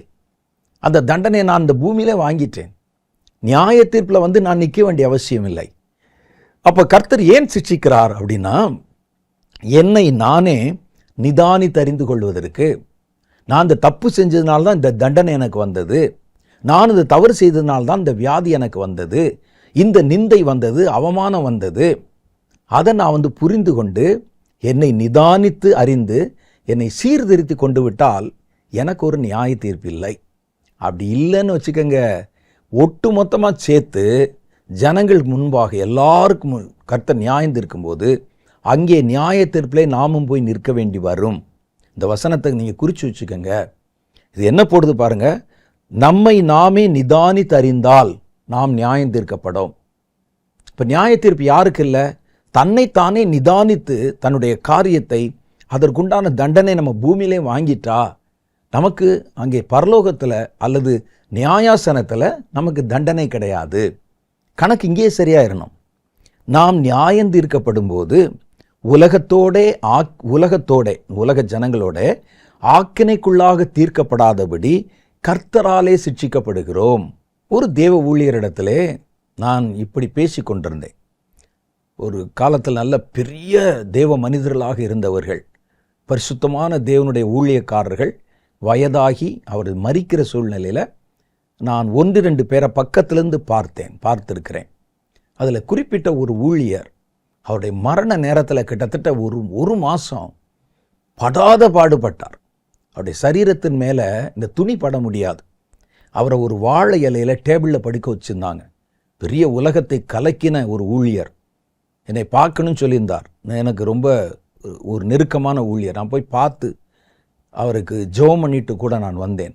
மேலே வஸ்திரம் பட்டு அப்படியே நெருப்பு பட்ட மாதிரி ஆகிரும். ஒரு மாதம். இன்னொரு ஊழியக்காரர், அவரும் நல்ல வயதான பெரியவர். அவருடைய மரண நேரத்தில் நான் கூட இருந்தேன். அவர் படாத பாடுபட்டு ராத்திரெலாம் கத்தி அவர் போட்டு கட்டிலெல்லாம் அடித்து அவருடைய மரணம், அந்த மரணத்துக்கு முன்னால் ஒரு 15 நாள் படாத பாடுபட்டார். இன்னொரு தேவனுடைய மனிதன், அவர் பூரண பெந்தோஸ்தே அனுபவத்தில் இருக்கிறவர். அவர் கிட்டத்தட்ட 15-20 நாள் படுத்த படுக்கையில் கஷ்டப்பட்டார். இது என் மனதிலே ஒரு கேள்வியை உண்டாக்கி இருந்தது. அப்போ ஒரு ஊழியக்காரத்தில், என்னை விட ஒரு சீனியர் ஊழியக்காரத்தில் பேசும்போது சொன்னேன், எத்தனையோ உலகத்தில் பாவம் செய்கிறவங்க என் மனசில் விட்டு நான் இந்த காட்சியை பக்கத்துலேருந்தே பார்த்ததுனால அது என்னுடைய மனசில் பசுமர தாணி போல பதிந்து விட்டது. என்னை விட ஒரு பெரிய ஊழியக்காரத்தில் பேசும்போது கேட்டேன், ஐயா, பல பேருடைய மரணத்தை நம்ம பார்த்துருக்குறோம். தூக்கத்திலேயே வந்து மரிச்சிடுறாங்க. சிலர் அப்படியே வந்து ஒரு பிரயாணத்திலே மரித்து விடுகிறார்கள். சிலர் ஒரு நாள் சோமலாம் வந்து இறந்துடுறாங்க. கர்த்தருக்குன்னு இவ்வளோ ஓடி உழைச்சி ஊழியம் செய்து அலைந்து பிரயாசப்பட்ட தேவனுடைய பிள்ளைகளுடைய மரணம் இப்படி இருந்ததே, நான் பார்த்தேனே அப்படின்னு கேட்டேன். இது ஏன் கர்த்தர் அப்படி செய்தார் என்று கேட்டேன். அதற்கு அவர் ஒரு விளக்கத்தை சொன்னார். எந்த மனிதனும் அவனுடைய ஆவியில் மண் ஒட்டி இருக்கிற வரைக்கும், மண் என்பது சரீரம், அதில் சின்ன சின்ன பாவங்கள், குறைகள், கரைகள் இருக்கத்தான் செய்யும். அதை தவிர்க்கவே முடியாது. அப்போ கர்த்தர் என்ன செய்வார்? கடைசியில் அவர்களை பூர்ணராக்கி பரலோகத்துக்குள்ளே கொண்டு வருவதற்கு இந்த சின்ன சின்ன தீர்க்கப்படாத கணக்குகள் இருக்கு பாருங்க, அதெல்லாம் அவருடைய மரண படுக்கையில் வச்சு அந்த கணக்குகளுக்கு உண்டான தண்டனையை கர்த்தர் இந்த மாதிரி கொடுத்து முடிச்சிட்டா, இவர்களிடத்தில் இருந்த சின்ன சின்ன பிழைகள் இருக்கு பாருங்க, எல்லாவற்றுக்கு உண்டான விலை கிரயத்தை கொடுத்த மாதிரி ஆயிரும். இப்போ கண்ணை மூடின உடனே அவர்கள் தேவனால் அங்கீகரிக்கப்பட்டு பரலோக பாக்கியத்தை கூட போய் அடைய முடியும். அவர்களுக்கு இனி ஒரு நியாய தீர்ப்பு இல்லை. இந்த தூக்கத்திலே சாகிறவர்களை கர்த்தர் அங்கே வச்சு பார்த்துக்கலான்னு வச்சிருப்பார். நான் சொல்றது விளங்குதா உங்களுக்கு? அப்போ மரணம் என்றால் நமக்கு பயமாக வரும். அப்படி இல்லை. கர்த்தர் இப்பொழுதே நம்ம சிட்சித்தால் மரணத்தில் கூட நமக்கு அந்த பயம் இல்லாமல் நம்ம கடந்து போயிடலாம். அப்போ வேதம் சொல்லுது, தகப்பன் நேசிக்கிற பிள்ளைகளுக்கு சிட்சை என்பது வரும். அது அவமாய் போகிற சிட்சை அல்ல. நமக்கு அங்கே நியாய தீர்ப்பில் கிடைக்க வேண்டிய தண்டனை கர்த்தர் இங்கே பூமியில் ஒரு சின்ன தண்டனையை கொடுத்து அந்த கணக்கை சரிப்படுத்தி விட்டு உங்கள் மேல் இந்த குற்றத்தை நீக்கி விடுகிறார். அப்போ நியாய தீர்ப்பில் இனி ஒரு நியாய தீர்ப்பு உங்களுக்கு. இப்போ இந்த வசனத்தை படித்து பாருங்க. நம்மை நாமே நிதானித்து அறிந்தால் நாம் நியாயம் தீர்க்கப்படும். அப்போ நாம் நியாயம் தீர்க்கப்படும் போது உலகத்தோட ஆக்கினைக்குள்ளாக தீர்க்கப்படாதபடி கர்த்தராலே சிட்சிக்கப்படுகிறோம். உலக மனிதர்கள் முழுவதும் கர்த்தருக்கு முன்னால் நியாய தீர்ப்பின் நாளில் வந்து நிற்பாங்களே, நீங்கள் அந்த நியாய தீர்ப்பு நாளில் போய் நிற்க மாட்டீங்க. நான் சொல்லலை, வேதம் சொல்லுது. உங்களுக்கு ஒரு நியாய தீர்ப்பு இல்லை. அதற்குண்டான விலைக்கிரயம், பெனல்ட்டி, அபராதம் எல்லாத்தையும் இந்த பூமியிலேயே நீங்கள் செலுத்திட்டீங்க. அவன் மிஞ்சி போனான், மீறி போனான், நான் அவனை தண்டித்தேன். தேவ மனிதனுக்கு விரோதமாக இவள் இப்படி பேசினாள், நான் அப்போவே அவளுக்கு ஒரு சின்ன தண்டனையை கொடுத்து 7 நாள் குஷ்டரோக்கி ஆக்கி அந்த தண்டனையை நான் சரிப்படுத்திட்டேன். இனி மிரியாம் பரலோகத்துக்குள் வருவதற்கு தடை இல்லை. அப்போ இதற்காக கர்த்தர் சிட்சிக்கிறார் என்று வேதம் சொல்லுகிறது. சின்ன சின்ன தவறுகள் வரும் பொழுது அவ்வப்போது கர்த்தர் வந்து தண்டித்து நம்மை சரியான பாதையிலே திருப்பி விடுகிறார். அடுத்து பாருங்க, இந்த சிட்சைகள் நம்மை நாமே நிதானித்து பார்க்க வைக்கின்றன. ஒன்று, ஒரு சிட்சை வரும்போது நம்ம என்ன செய்யணும்? எதனால கர்த்தர் இப்படி தண்டிக்கிறாரு? எதனால் அந்த தண்டனை நம்ம மேலே வந்திருக்கிறது? இதுவாக இருக்குமோ அதுவாக இருக்குமோன்னு நம்மை நிதானித்து பார்க்க வைக்கின்றன. நியாய தீர்ப்புக்கு நம்மை தப்பித்து கொள்ள வைக்கின்றன. தாவீதை கர்த்தர் சிட்சித்த போது என்ன நடந்துச்சு பாருங்க. அவர் தன்னை நிதானித்து பார்த்தார். தாவீதுடைய சரித்திரம் உங்களுக்கு தெரியும். 2 சாமுவேலுடைய புஸ்தகம் 12வது அதிகாரத்தில் நீங்கள் படித்து பார்த்தீங்கன்னா 11வது அதிகாரத்தில் உரியா என்ப தன்னுடைய இராணுவ வீரனை அவனுடைய மனைவியின் மேல் இவர் ஆசை வைத்து அவனை எந்த இடத்துல இராணுவத்தில் கொண்டு போய் நிறுத்தினா அம்பு பட்டு சாவானோ அந்த இடத்துல நிறுத்த வைத்தார். அவன் செத்து போயிட்டான். உடனே இவர் அவனுடைய மனைவியை போய் அவர் திருமணம் செய்து கொண்டார். கர்த்தருடைய பார்வையில் இது பொல்லாததாக இருந்தது. 1 விபச்சார பாவம், 2வது அந்த மனிதனை கொலை செய்த பாவம். கர்த்தர் என்ன செய்தார் பாருங்க. இந்த பத்சேபாள், அவளோட மனைவி பேர் பத்சேபாள், அவள் கர்ப்பவதியாகி ஒரு குழந்தை வேற பெற்றாள். குழந்தை பார்த்தீங்கன்னா கேவலமாக இருந்ததா, கை காலெல்லாம் ஒரு மாதிரி ஊனமுற்று இருந்தது. தாவீது, ஐயோ நமக்கு பிறந்த குழந்தை அப்படி இருக்குதே, அது மரணத்துக்கு ஏதுவான வியாதி கொண்டிருந்தது. கர்த்தர் பிள்ளை அடித்தார், அது செத்து போயிற்று என்று வேதம் சொல்லுது. 12வது அதிகாரம் 14 சில வசனங்கள். ஆனாலும் இந்த காரியத்திலே கர்த்தருடைய சத்துருக்கள் தூஷிக்க நீ காரணமாயிருந்தபடியினால் உனக்கு பிறந்த பிள்ளை நிச்சயமாய் சாகும் என்று சொல்லி தாத்தான் என்ற தீர்க்கதரிசி தன் வீட்டுக்கு போய்விட்டான்.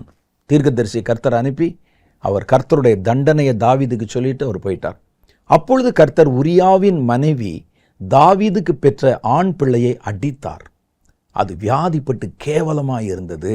அது எப்படி இருந்ததோ தெரியல, கேவலமாக இருந்தால் பார்க்கவே முடியல. அப்பொழுது தாவீது அந்த பிள்ளைக்காக தேவனிடத்தில் பிரார்த்தனை பண்ணி உபவாசித்து உள்ளே போய் முழுவதும் தரையிலே கிடந்தான். அவனை தரையிலிருந்து எழுந்திருக்க பண்ண, அவருடைய வீட்டில் மூப்பரானவர்கள் எழுந்து அவனிடத்தில் வந்தாலும் அவன் மாட்டேன் என்று சொல்லி அவர்களோட சாப்பிடாமல் இருந்தான். அந்த பிள்ளை அப்போ பாருங்க நிதானித்து அறிகிறார். அவர் கர்த்தர் அவரை தண்டித்தார். அந்த பிள்ளை செத்து போயிற்று. ஏன் இது நடந்தது என் வாழ்க்கையில் அப்படின்னு சொல்லி ஜெபம் பண்ணி உபவாசம் பண்ணி நிதானித்து அறிகிறார். அந்த நேரத்தில் எழுதின சங்கீதம் தான் சங்கீதம் 51வது அதிகாரம். நீங்கள் ஃப்ரீயாக இருக்கும் படித்து பாருங்கள். இந்த சூழ்நிலையை பின்னாலே வைத்துக்கொண்டு, அதை கருத்தில் வைத்துக்கொண்டு, அந்த ஜெப நேரத்தில் உபவாசம் நேரத்தில் அப்போ எழுதின சங்கீதம். அப்போ அதில் தன் பாவத்தை உணர்ந்து, பிழையை உணர்ந்து, தேவனிடத்தில் அறிக்கை செய்து, தன் பாவத்திற்காக மன்றாடி, இதெல்லாம் எதனால் வந்தது? கர்த்தர் அவரை அடித்ததுனால வந்தது. அந்த சிக்ஷையினால் கர்த்தருக்கு அந்த புதிதாய் பிறந்த அந்த குழந்தை, வியாதிப்பட்டு கேவலமாக கிடந்த குழந்தையை விட தாவீது முக்கியம் அவருக்கு. அதனால் ஒரு தண்டனையை கொடுத்து தாவீதை தன் பக்கத்தில் திருப்பினார். அந்த நேரத்தில் தாவீது தன்னைத்தானே நிதானித்து பார்த்தான். இந்த அடி விழாமல் இருந்தால் அவர் பேசாமல் எப்பவும் போல இருந்திருப்பார். அவன் தன்னைத்தானே நிதானித்து பார்த்தார் தாவீது. அந்த சமயத்தில் எழுதுறதுதான் சங்கீதம் 51. ரெண்டாவது, அடுத்து எதனாலனா அவருடைய கட்டளைகளை நாம் கை கொண்டு நடக்கும்படிக்கு. அவர் நிறைய கட்டளை போட்டிருப்பார்.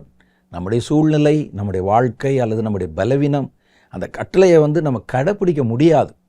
கர்த்தர் தண்டிக்கும் போது உடனே பார்த்தீங்கன்னா நம்ம அந்த கர்த்தருடைய கட்டளையை மறுபடியும் நம்ம கை கொண்டு நடக்க ஆரம்பிச்சிருவோம். சிலருக்கு சில சமயத்தில் அவங்க ஜெபிக்க முடியாது. நல்லா ஜெபம் பண்ணுறவங்க தான் கொஞ்சம் கொஞ்சமாக பார்த்தீங்கன்னா பலவீனமாகி, என்ன ஜெபம் என்ன இருக்குது, நாளைக்கு பார்த்துக்கலாம், நாளை கழித்து பார்த்துக்கலான்னு இருப்பாங்க. கொஞ்சம் ஊழியத்தில் சோர்ந்து இருப்பாங்க. ஏன்னா ரெகுலராக செய்கிறோம், ஜெபம் பண்ணுறோம், என்ன அப்படின்னு. கர்த்தர் திடீர்னு முதுகில் ஒன்று போட்டார்னா உடனே மறுபடியும் உட்காந்து ஜெபம் பண்ண ஆரம்பிச்சிருவாங்க. சில சமயங்களில் பிரசவத்தில் நீங்கள் பார்த்தீங்கன்னா குழந்தை பிறந்த உடனே அதுக்கு முதல் மூச்சு வராது. பிள்ளையை தலையில் பிடிச்சிட்டு முதுகில் ஓங்கி ஒரு அடி வைப்பாங்க. பக்கத்தில் இருக்க அந்த செவிலியர்கள் அடி வச்ச உடனே வீர்னு கத்தும் பாருங்கள், முதல் மூச்சு வந்துடும். அதே மாதிரி உங்கள் மூச்சு சிக்கலாகும்போது கர்த்தருடைய சிக்ஷை அதை சீர்படுத்தி விடுகிறது. அப்படி தான் நடக்குது பாருங்கள். உபாகமம் புஸ்தகம் 8வது அதிகாரம் 5-6 சொல்லுது, ஒருவன் தன் புத்திரனை சிட்சிக்கிறதைப் போல உன் தேவனாகிய கர்த்தர் உன்னை சிட்சிக்கிறார் என்று நீ உன் இருதயத்தில் அறிந்து கொள்வாயாக. நான் உன்னை தண்டித்து 40 வருஷம் வனாந்திரத்தில் உன்னை படாத பாடுபடுத்தி கொண்டு வந்தனே, நீ என்ன நினைக்கிறேன்னு தெரியுமா? என்னை கர்த்தர் நேசித்து ஒரு பிள்ளையை தண்டிக்கிறதை போல தண்டிக்கிறார் என்பதை முதல்ல உணர்ந்துக்க. ஆகையால் உன் தேவனாகிய கர்த்தருடைய வழிகளில் நடந்து அவருக்கு பயப்படும்படிக்கு அவருடைய கற்பனைகளை கை கொள்ள கடவா. எதுக்கு உன்னை அடிச்சேன்னு தெரியுமா? கற்பனைகளை, கட்டளைகளை கை கொள்ளும்படிக்கு. ஏன்னா அவங்களுக்கு அந்த கட்டளை புதுசு. அப்போ தான் கர்த்தர் சொல்கிறார், பிறகு அவர்கள் கானானுக்குள் வந்த பிறகு பழகி பழகி பழகி ஆராதிக்க பழகிட்டாங்க. கட்டளைகள்னா என்னன்னு தெரிஞ்சிருச்சு, கற்பனைனா என்னன்னு தெரிஞ்சு.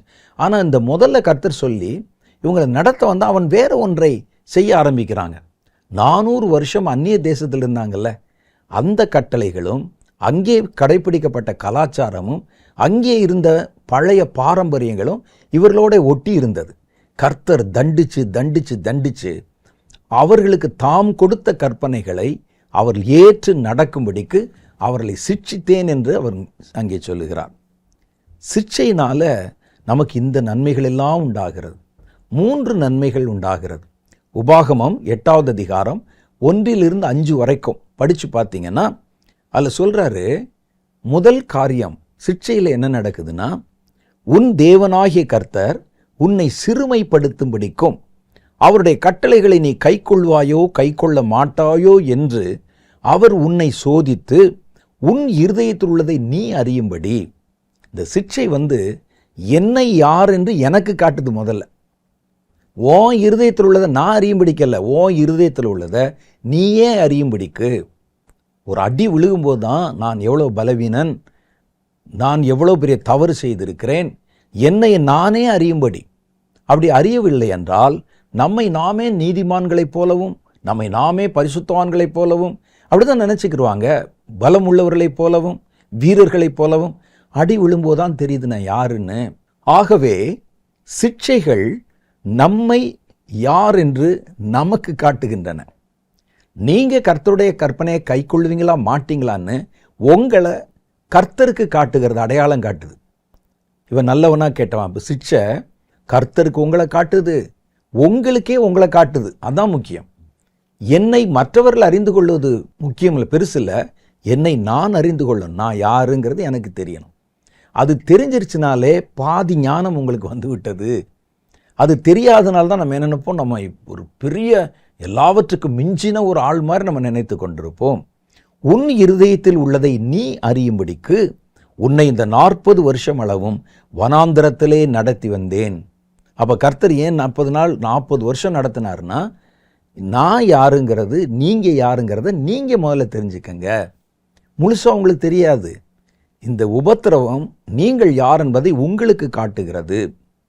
அடுத்து 2வது, உங்களை யாருங்கிறத கர்த்தருக்கு காட்டுது. 3வது பாருங்க, அவர் உன்னை சிறுமைப்படுத்தி உன்னை பசியினால் வருத்தி மனுஷன் அப்பத்தினால் மாத்திரமல்ல கர்த்தருடைய வாயிலிருந்து புறப்படுகிற வார்த்தையினால் பிழைப்பான் என்பதை உணர்த்துகிறது. அப்போ கர்த்தர் யார் என்பதை உனக்கு காட்டுது. அவர் அப்பத்தினால மாத்திரம் உன்னை பிழைக்க வைக்கிறவர் இல்லை, அவர் வார்த்தையினாலே பிழைக்க வைப்பார் என்று உனக்கு காமிச்சிச்சு. கர்த்தரை யார் என்று உனக்கு காண்பிக்கிறது. நீயும் உன் பிதாக்களும் அறியாதிருக்கிற மன்னாவினால் உன்னை போஷித்தார். இந்த 40 வருஷமும் உன்மேல் இருந்த வஸ்திரம் பழசாய் போகவும் இல்லை, உன் கால் வீங்கவும் இல்லை. ஒருவன் தன் புத்திரனை சிட்சிக்கிறது போல உன் தேவனாகிய கர்த்தர் உன்னை சிட்சிக்கிறார் என்பதை உன் இருதயத்தில் அறிந்து கொள்வாயாக. அப்போ முதல்ல என்னை எனக்கு காண்பிக்கிறது, என்னை கர்த்தருக்கு காண்பிக்கிறது, கர்த்தர் யார் என்பதை எனக்கு காண்பிக்கிறது, கர்த்தருக்கும் எனக்கும் இடையில என்ன தொடர்பு என்பதையும் அந்த சிட்சைகள் எனக்கு வெளிப்படுத்துகிறது. அடுத்த காரியம் பாருங்க, சிட்சையினால் நமக்கு என்ன நன்மை கிடைக்குதுன்னா, அது நமக்கு சமாதானத்தின் பலன்களை தருகிறது. எபிரேயர்களின் நிருபம் 12வது அதிகாரம் 11வது வசனம், எந்த சிட்சையும் தற்காலத்தில் சந்தோஷமாய் காணப்படாமல் துக்கமாய் காணும். அடி வாங்கும்போது, சிட்சிக்கப்படும் போது முதல்ல சந்தோஷமாக இருக்காது யாருக்குமே, அது துக்கமாய் காணப்படும். ஆகிலும் பிற்காலத்திலே அதில் பழகினவர்களுக்கு அது நீதியாகிய சமாதானத்தின் பலன்களை தரும். சமாதானத்தினால என்னென்ன பலன்கள் உண்டு அப்படின்னு தியானிச்சு பாருங்க. சமாதானத்தினால ஒரு மனிதனுக்கு என்னென்னலாம் கிடைக்கும், இந்த பலன்கள், இதை பற்றி நம்ம தனியாக ஒரு செய்தியில் நான் உங்களுக்கு சொல்கிறேன். நிறைய விஷயம் இருக்குதுல. ஒரு மனிதனுக்கு சமாதானத்தினால்தான் ஆரோக்கியமே கிடைக்கும், தெரியுமா உங்களுக்கு? ஒரு மனுஷனுடைய மனம் சமாதானமாக இருந்தால் அவனுக்கு சரீரத்திலே ஆரோக்கியமும் பலனும் இருக்கும். சமாதானம் இல்லாதவனுடைய சரீரத்திலே வியாதிகள் குடிவந்து விடும். அதுதான் இப்போ நமக்கு புது வார்த்தையில் சொல்லலாம், டிப்ரெஷன். இன்னைக்கு பாருங்கள், குழந்தைகள், சின்ன குழந்தை முதற்கொண்டு நான் டிப்ரெஷனில் இருக்கிறேன்னு சொல்கிறாங்க. அது வர வர வர சரீரத்தில் அது ஒரு எலும்புருக்கி நோய் போல வந்துடும். அப்போ சமாதானமாக இருக்கிறதுனால, நான் எனக்குள்ளே சமாதானமாக இருக்கிறதுனால, நான் கடவுளோட சமாதானமாக இருக்கிறதுனால என்னென்ன பலன்கள் கிடைக்கும்னு நீங்களே ஒரு தடவை யோசிச்சு பாருங்கள். நான் வேறொரு சந்தர்ப்பத்தில் அதை குறித்து பெரிய செய்தியை நான் உங்களுக்கு செய்தியாக சொல்கிறேன், சமாதானத்தின் பலன். அப்போ இந்த சமாதானத்தில் நமக்கு கிடைக்கிற பலன்கள் எல்லாமே சிட்சையினால தான் நமக்கு கிடைக்குதான். அது சொல்கிறார் பாருங்க. இப்போது இந்த சிட்சையினால் என்னென்ன காரியங்கள் கிடைக்கிறது என்பதை நம்ம தெளிவாக பார்த்துட்டோம். இப்போ நம்ம பார்க்க போகிறது, கர்த்தரால் சிட்சிக்கப்படும் போது நாம் எப்படி நடந்து கொள்ளணும், நம்ம எப்படி இந்த சிட்சை காலங்களில் என்ன செய்ய வேண்டும் என்பதை பற்றி சில காரியங்களை பார்த்து நம்ம சீக்கிரமாக முடிச்சிடலாம். முதல் காரியம், சிட்சிக்கப்படும் போது சோர்ந்து போயிடாதீங்க. சிட்சை வரும்போது நமக்கு என்ன, கடவுள்னு போனோம், ஆண்டவருடைய ஊழியத்தை செஞ்சோம், கர்த்தர் மேலே வந்து பற்று வச்சிருந்தோம், ஜெபம் பண்ணோம், காணிக்கை கொடுத்தோம், ஏன் நமக்கு இது நடக்குதுன்னு சோர்ந்து போய் எந்த நேரத்திலும் கர்த்தரிடத்திலே மனச்சோர்வை வெளிப்படுத்திடாதீங்க. யோபு இதற்கு நல்ல ஒரு உதாரணம். யோபு சிட்சிக்கப்பட்டதைப் போல சோதனை காலங்களில் கடந்து போன போது எப்படியாவது அவரை தூஷிக்க வச்சிடணும்னு நண்பர்கள் முயற்சி பண்ணாங்க, மனைவி முயற்சி பண்ணினார்கள், சாத்தான் முயற்சி பண்ணினா. எந்த சூழ்நிலையிலும் அவர் சோர்ந்து போகவே இல்லை. அப்போ சிட்சை நேரங்களில் முதல் காரியம் நமக்கு வருவது சோர்வு. இவ்வளவு உண்மையாக இருந்து இவ்வளவு காரியங்களை செஞ்சு எனக்கு இயேசுவை தவிர யாருமே தெரியாதையா, அப்படிலாம் நான் வாழ்ந்து என்ன பிரயோஜனம் எனக்கு? பாருங்க, தண்டிக்கப்படுகிறேன், கூப்பிடுகிறேன், ஜெபம் பண்ணுறேன், கேட்கவே மாட்டேங்கிறாரே, என்னது அப்படின்னு யோசிச்சு தளர்ந்து உட்கார்ந்துராதீங்க. பவுலுடைய சரீரத்திலே ஒரு முள் கொடுக்கப்பட்டிருந்தது. அவர் அதற்காக ஊக்கமாக ஜெபம் பண்ணினார். என்னுடைய வஸ்திரத்தில் இருக்கிற உருமால்களை போட்டால் கூட எல்லாரும் குணமாகறாங்க, கை வச்சு ஜெபம் பண்ணால் குணமாகறாங்க. எனக்கு ஒரு பெரிய பலவீனம் என் சரீரத்தில் இருக்கிறது. 3 தடவை ஜெபம் பண்ணினார். கர்த்தர் அவரிடத்தில் பேசினார், என் கிருபை உனக்கு போதும், உன் பலவீனத்திலே என் பலம் விளங்கும். இந்த பலவீனத்தை நீக்குவேன்னு சொல்லலை, அது அப்படியே இருக்கும், அதில் என்னுடைய பலம் விளங்கும். அது அவ்வளோதான். அதுக்கப்புறம் அவர் சோர்ந்து போயிட்டு ஆண்டவர்கிட்ட பிராதி பண்ணி எனக்கு மாத்திரம் ஏன் அப்படிலாம் வந்து சண்டை போட்டுக்கிட்டு இருக்கல. ஓகே, ரைட்டுன்னு சொல்லிட்டு அவர் அடுத்த வேலையை பார்க்க புறப்பட்டு போய்விட்டார். பல பேர் இந்த சிற்றை நேரத்தில் சோர்ந்து போய் தூஷிச்சிருவாங்க, சோர்ந்து போய் விலகி போயிடுவாங்க, சோர்ந்து போய் மூலையில் உட்கார்ந்துருவாங்க. வேதம் சொல்லுது, முதல் ஆபத்து சோர்வுக்கு இடம் கொடுத்துறாதீங்க. அந்த சிற்றை உங்களை உருவாக்கத்தான் வருகிறது, உங்களை கர்த்தருடைய சாயலை கொடுக்கத்தான் வருகிறது, உங்களை பரலோகவாசியாய் மாற்றத்தான் வருகிறது என்பதை விளங்கி கொண்டா நீங்கள் இதில் சோர்ந்து போக மாட்டீங்க. 2வது காரியம், கர்த்தருடைய சிற்றையை சகித்து கொள்ளுங்கள். அடி விழுந்தா வலிக்கத்தான் செய்யும், அதை சகித்து கொள்ளுங்கள். சகித்து கொண்டா, அதை ஏற்றுக்கொண்டு விட்டால் நாம் சோர்ந்து போகாமல் இருப்போம். எபிரேயருக்கு எழுதின நிருபம் 12வது அதிகாரம் 5வது வசனம், அன்றியும் என் மகனே, கர்த்தருடைய சிற்றையை அற்பமாய் எண்ணாதே, அவரால் கடிந்து கொள்ளப்படும் போது சோர்ந்து போகாதே என்கிறது. 7வது வசனம் சொல்லுது, நீங்கள் சிற்றையை சகிக்கிறவர்களாய் இருந்தால் தேவன் உங்களை புத்திரராக எண்ணி நடத்துகிறார். தகப்பன் சிற்சியாத புத்திரன் உண்டோ? ஆகவே அதை சகித்து கொள்ளுங்கள். நீங்கள் சிற்றையை சகிக்கிறவர்களாய் இருந்தால் தேவன் உங்களை புத்திரராக எண்ணுவார். நான் சகிச்சுக்கிட்டு இருக்கேன்னா இவன் என் மகன் என்று அவர் நினைப்பார். நான் அந்த நேரத்தில் உதறினேன்னா போ அப்படின்னு விட்டுருவார். அப்போ தண்டிக்கப்படும் போது அதை நீங்கள் சகித்தால் கர்த்தர் உங்களை புத்திரராக எண்ணுவார், எண்ணி உங்களை தொடர்ந்து நடத்துவார். அதில் நீங்கள் விலகிட்டீங்கன்னா அவ்வளோதான், கர்த்தருடைய நடத்திப்பிலிருந்து நீங்கள் வேறுபட்டு போய்விடுவீர்கள். 3வது காரியம், சிற்றை நேரத்தில் நம்ம செய்ய வேண்டியது, சிற்றை காலங்களில் ஜெபம் பண்ணுங்கள், கிரியைகளை சரி செய்யுங்கள். எதனால் இந்த சிற்றை வந்தது என்பதை அறிந்து அந்த காரியங்களெல்லாம் நீங்கள் யோசித்து பார்த்து அதை சரி செய்யுங்கள், சரி செய்து சீர்படுங்கள். எபிரேயருக்கு எழுதின நிருபம் 12வது அதிகாரம் 12-13 நான் வாசிக்கிறேன் பாருங்க. ஆகையால், இந்த சிற்றை காலங்கள், சிற்றை பற்றி தான் பேசுகிறார் 12. ஆகையால் நெகிழ்ந்த கைகளையும் தளர்ந்த முழங்கால்களையும் நீங்கள் திரும்ப நிமிர்த்தி, அடி விழுந்துருச்சு, சிட்சிக்கப்பட்டு தண்டிக்கப்பட்டு கொண்டிருக்கிறேன், இப்போ நீங்கள் என்ன செய்யணும்? உங்கள் நெகிழ்ந்த கைகளை, நீங்கள் கர்த்தருக்குன்னு கிரியை செய்த, கர்த்தருடைய கட்டளைகளின்படி நீங்கள் கிரியை செய்த உங்களுடைய செயல்கள் இருக்கு பாருங்க, அதை நீங்கள் கொஞ்ச நாள் தளர்ந்து போச்சு, அதை மறந்துட்டீங்க, செய்யாமல் விட்டுட்டீங்க, மறுபடியும் அவைகளை யோசித்து உங்கள் கிரியைகளை சரிப்படுத்துங்கள். அடுத்து கால்கள், முழங்கால் என்பது ஜெபத்தை பற்றி சொல்லுகிறது என்று நான் சொல்லி உங்களுக்கு தெரிய வேண்டியதில்லை. உங்களுடைய தளர்ந்த முழங்கால்களை, ஜெபத்தில் குறைவு, ஜெபத்தில் அவிசுவாசம், ஜெபத்தில் ஈடுபட முடியலை, அதை எல்லாவற்றையும் நீங்கள் சரிப்படுத்தி நீங்கள் அதை மறுபடியும் நிமிர்த்தி முடமாயிருக்கிறது பிசகி போகாமல் சொஸ்தமாகும்படி உங்கள் பாதைகளுக்கு வழிகளை செவ்வை பண்ணுங்கள். இந்த முடமாக இருக்குதே, இந்த முழங்கால், கை, இதெல்லாம் அது செயல்பட முடியாமல் அதெல்லாம் சரி பண்ணிட்டு நீங்கள் நடப்பதற்கு உங்கள் பாதைகளை செவ்வை பண்ணுங்கள். எங்கேயோ ஒரு இடத்துல வழி மாறி இருக்கீங்க, எங்கேயோ ஒரு இடத்துல கிரியை செய்ய முடியாமல் சிக்கி இருக்கீங்க, அது எல்லாவற்றையும் யோசித்து பார்த்து உங்களை சிற்றை காலத்தில் சீர்படுத்தி கொள்ளுங்கள் என்று கர்த்தர் சொல்லுகிறார். அடுத்த காரியம் என்ன அப்படின்னு கேட்டால், எதற்காக சிட்சிக்கப்படுகிறோம் என்பதை அறிந்து உட்காரணும். எனக்கு இப்போ ஒரு சிட்சையின் காலம், எனக்கு ஒரு தண்டனை காலம், தாவீது துரத்தப்படுவதை போல துரத்தப்பட்டு ஓடுகிறேன், எனக்கு ஏன் இப்படி நடக்கிறது? இந்த சிட்சை வருவதனால, எதனால இந்த சிட்சை எனக்கு கர்த்தர் கொடுத்திருக்கிறார்? ஏன் என்னை தண்டிக்கிறார்? சும்மா இருக்கும்போதே தண்டிக்க மாட்டாங்க, எதனால தண்டிக்கிறார் என்பதை உணர்ந்து மனம் திரும்புங்கள். அந்த காரியத்தை சரி பண்ணுங்க. வெளிப்படுத்தின விசேஷம் 3வது அதிகாரம் 19வது வசனத்தில் லவோதிகேயா என்கிற சபையினர் தங்கள் குறைகளை அறியாமல் மேன்மையாய் நினைத்து கொண்டிருந்தார்கள். நான் ஏழை தரித்திரன், ஆனால் என்னை பணக்காரன் மாதிரி நினைச்சு சென்றடிச்சு திரிகிறது. நான் பலவீனன், பலமுள்ளவன் போல கத்தியை மாட்டிட்டு திரிகிறது. தன்னை உணராமல் அவர்கள் இருந்தார்கள். அதுதான் சொல்றாரு பாருங்க.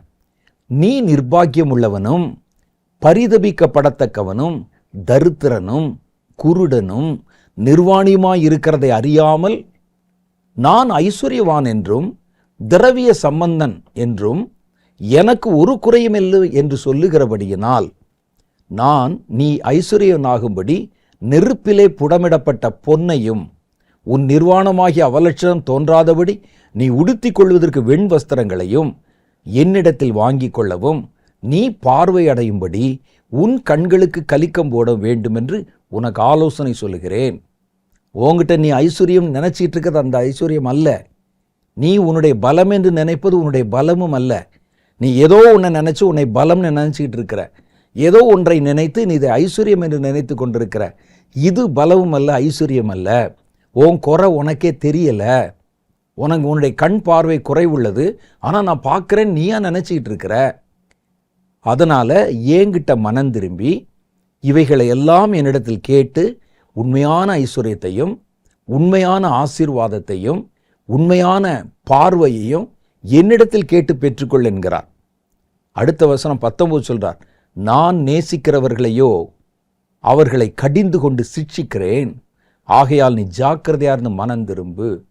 நான் யாரை நேசிக்கிறேனோ அவர்களை கடிந்து கொண்டு அவர்களை சிட்சிக்கிறேன். நீ ஜாக்கிரதையா இருந்து மனம் திரும்பு என்கிறார். கடைசி காரியம் பாருங்க, நம்ம ஏற்கனவே பார்த்தது தான். சிட்சை உங்களுக்கு என்ன பாடத்தை கற்பிக்கிறது என்று பாருங்கள். உபாகமம் 8வது அதிகாரத்தில் பார்த்தோமே, கர்த்தரை பற்றி உங்களுக்கு என்ன கற்பிக்குது, உங்களை பற்றி உங்களுக்கு என்ன கற்பிக்குது என்பதை அந்த பாடம் என்ன சொல்லுது நிதானிச்சு பாருங்க. பல பேர் நம்ம என்ன செய்ய, சிட்சை வந்துருச்சுன்னா, தேவனிடத்துலேருந்து ஒரு தண்டனை வந்துச்சுன்னா அதை சொல்லியே புலம்பிகிட்டு இருப்போம். ஐயோ போச்சே போச்சே, ஏன் எதுக்கு என்ன செய்ய, இப்படி யோசிச்சுட்டு இருப்போம். ஆனால் வேதம் சொல்லுது, நிறுத்தி நிதானிச்சு பார்த்து அது உனக்கு என்ன கற்றுத்தருகிறது என்று பாரு. தேவனை குறித்து என்ன கற்றுத்தருகிறது, உன்னைய பற்றி உனக்கு என்ன கற்றுத்தருகிறது என்பதை கவனித்து பாரு. உபாகமம் 8வது அதிகாரத்தில் அதைத்தான் சொல்லி இருக்கிறார். கடைசியாக ஒரு காரியத்தை சொல்லி முடிக்கிறேன். சிட்சையை இதெல்லாம் செய்யாமல் அற்பமாக நினச்சிங்கன்னா, வந்தா வரட்டும் போனா போகட்டும், இதில் நாங்கள் என்ன மனம் திரும்புறதுக்கு என்ன இருக்குது. சிட்சை அற்பமாய் நினைத்தால் அந்த சிட்சை தண்டனையாய் மாறிவிடும். நான் அந்த செய்தியின் துவக்கத்தில் சொன்னேன், சிட்சை என்றால் என்ன, தண்டனை என்றால் என்ன. சிட்சை எப்போ தண்டனையாக மாறுது பாருங்க. சிட்சையை நீங்கள் அற்பமாய் நினைத்தால் அதுக்கு நீங்கள் எந்த ரியாக்ட் பண்ணாமல், அது என்ன கற்பிக்கிறதுன்னு பார்க்காம, அதை சகித்து கொள்ளாமல், நீங்கள் அந்த காரியத்திலே மனம் திரும்பாமல் அதை அற்பமாய் நினைத்தால் சிட்சை தண்டனையாய் மாறிவிடும். எரேமியா தீர்க்கதரிசியின் புஸ்தகம் 2வது அதிகாரம் 30வது வசனம் சொல்லுது, நான் உங்கள் பிள்ளைகளை அடித்தது விருதா. உங்களை நான் சிட்சித்தேன் பாருங்க, அது விருதா. என் சிட்சையை ஏற்றுக்கொள்ளாமல் போனார்கள். நான் உங்களை திருந்துறதுக்காக அடிக்கிறேங்கிறத ஏற்றுக்கொள்ளாமல் போனாங்க. ஆகவே அழிக்கிற சிங்கத்தை போல உங்கள் பட்டயம் உங்கள் தீர்க்கதரிசிகளை பட்சித்தது. நான் உங்களை முதல்ல தண்டிச்சு உங்களை சிட்சித்து பார்த்தேன். ஒரு சின்ன ஸ்கேலை வச்சு அடித்து பார்த்தேன். ஒரு முதுகில் என் கையை வச்சு அடித்து பார்த்தேன். நீங்கள் அதை கவனிக்கவில்லை, அற்பமாய் நினைத்தீர்கள். இப்போ பட்டயத்தை வைத்து நீங்கள் தண்டிக்கப்படுகிறீர்கள் என்கிறார். அப்போ சிட்சை எப்போ தண்டனையாய் மாறுதுன்னா, கர்த்தர் சிட்சிக்கும் போது அந்த சிட்சை அற்பமாய் எண்ணப்படும் போது, கவனிக்கப்படாமல் போகும்போது அந்த சிட்சையே அடுத்து தண்டனையாய் மாறிவிடுகிறது. ஆகவே கர்த்தருடைய சிட்சை அற்பமாய் எண்ணாமல், கர்த்தர் சிட்சிக்கும் போது நாம் கர்த்தருடைய கண் பார்வையிலே இருக்கிறோம் என்கிற உணர்வோட அந்த சிட்சைக்கு நம்ம என்னென்ன செய்ய வேண்டும் என்பதை கருத்தில் கொண்டால், இனி ஒரு நியாய தீர்ப்பு நமக்கு இல்லை, கர்த்தருடைய பூரண பாதுகாப்பு நமக்கு இருக்கும் என்று சொல்லிக்கொண்டு, இப்போ ஒரு சில நிமிஷங்கள் தலைகளை தாழ்த்தி நாம் ஜெபிக்கலாம். கண்களை மூடி கர்த்தரை நோக்கி பாருங்க. ஆண்டவரே, என் வாழ்க்கையில் கர்த்தரை ஏற்றுக்கொண்ட பிறகும் அநேக சிட்சைகள் வருகிறதை நான் கவனித்திருக்கிறேன். அந்த சிட்சைகள் எங்களுக்கு பல பாடங்களை கற்றுத்தருகிறது. அந்த சிக்ஷைகள் எங்களை தேவனுடைய புத்திரன் என்ற சுவீகாரத்தில் நிலை நிறுத்துகிறது. அந்த சிக்ஷைகள் எங்கள் வாழ்க்கையில் நியாய தீர்ப்புக்கு தப்பித்து கொள்ளுகிற போக்கை உண்டு பண்ணுகிறது. எங்களுடைய பாவங்களுக்கு உண்டான தண்டனை இந்த பூமியிலே சரி செய்யப்பட்டு விடுகிறது. ஆகவே சிக்ஷையிலே நாங்கள் மேன்மை பாராட்டுகிறோம். சிக்ஷை ஆண்டவரை எங்களை எவ்விதம் உருவாக்குகிறது என்பதை அறிந்திருக்கிறோம். எல்லாவற்றுக்கும் மேலே நாங்கள் சிட்சிக்கப்படுகிறனால தேவனுடைய கண் பார்வையிலே அவருடைய பிள்ளைகளாக அவரால் நேசிக்கப்படுகிறவர்களாக இருக்கிறோம் என்பதை அறிந்து சந்தோஷப்படுகிறோம். ஆண்டவரே, சிக்ஷையிலே நாங்கள் சோர்ந்து போகாமலும் தூஷியாமலும் இருந்து பொறுமையாய் சகித்து கொண்டு அது எங்களுக்கு தருகிற நன்மைகள், எங்களை உருவாக்குகிற விகிதங்களுக்கு எங்களை முழுவதுமாக அர்ப்பணம் செய்து ஒப்பு கொடுக்கிறோம். தேவனுடைய கரத்தில் இந்த வார்த்தைகளை கேட்ட ஒவ்வொருவரையும் நான் ஒப்பு கொடுத்து அர்ப்பணித்து ஜெபிக்கிறேன். கர்த்தருடைய பிரசன்னம் அவர்களை ஆண்டு வழிநடத்தட்டும். சிக்ஷை காலங்களுக்கு அதை ஏற்றுக்கொள்ளுகிற சகித்து கொள்ளுகிற பலன்களை உண்டு பண்ணட்டும். இந்த வாரத்தையும் கர்த்தராகிய தேவன் அவர்களுக்கு ஆசீர்வாதமாக மாற்றித்தாரும்.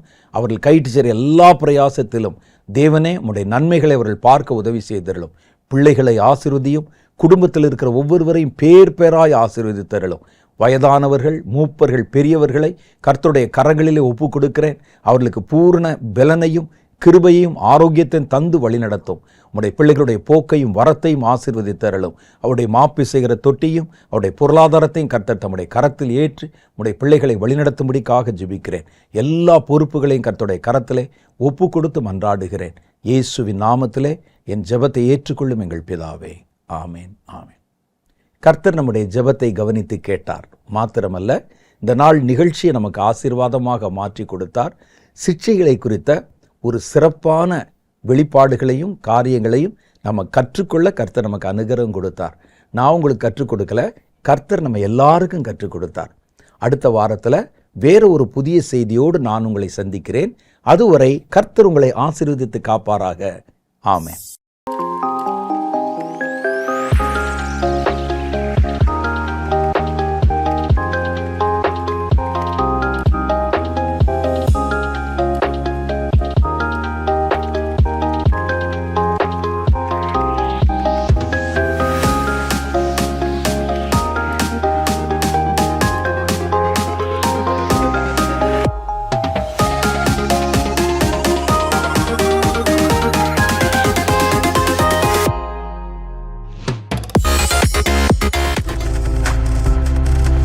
நீங்கள் பார்த்துக் கொண்டிருப்பது உங்கள் ஜாய் டிவி. உங்கள் துக்கம் சந்தோஷமாய் மாறும்.